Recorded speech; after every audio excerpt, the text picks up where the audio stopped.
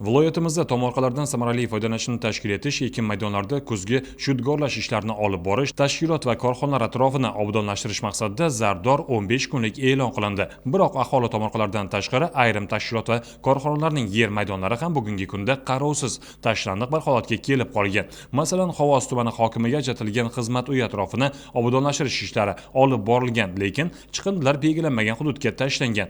Xizmat uylari yonidagi ekin maydoni begonotlardan tozalanmagan. Ekilgan ko'chatlar qarovsiz va suvsizlikdan qurib qolgan.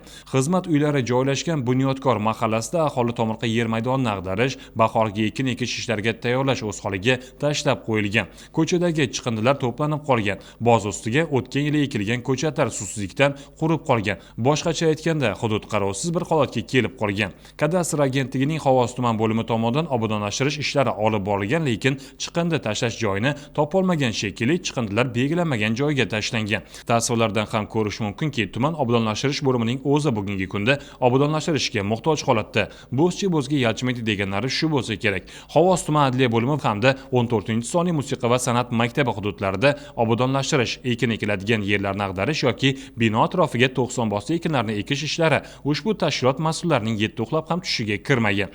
Tuman Agrobank Xovos tumani filiali atrofida ham obodonlashtirish ishlari olib borilmagan. O'tgan yil ekilgan ko'chatlar suvsizlikdan qurib qolgan.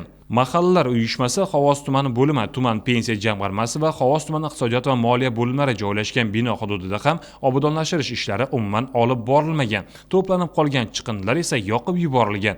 Ayni kunda yurtimizda atmosfera havosi ifloslanishining oldini olish borasida kechiktirib bo'lmaydigan tadbirlar olib borilayotgan bir vaqtda to'planib qolgan chiqindilarni yoqib yuborish qaysi mantiqqa to'g'ri keladi? Tuman markazidagi Chamazor mahalla binosida ham obodonlashtirish ishlari o'z holiga tashlab qo'yilgan.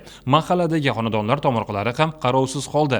Umuman aytganda, tomorqalardan samarali foydalanishni tashkil etish, ekin maydonlarida kuzgi shudgorlash ishlarini olib borish maqsadida e'lon qilingan zardor 15 kunlik doirasida Xovos tumanida yetarlicha ishlar tashkil qilinmagan. Buning oqibatida esa yuqorida ko'rganingizdek tumandagi tashkilot va korxonalar atrofini obodonlashtirish, aholi tomorqalaridan samarali foydalanish ishlari o'z holiga tashlab qo'yilgan.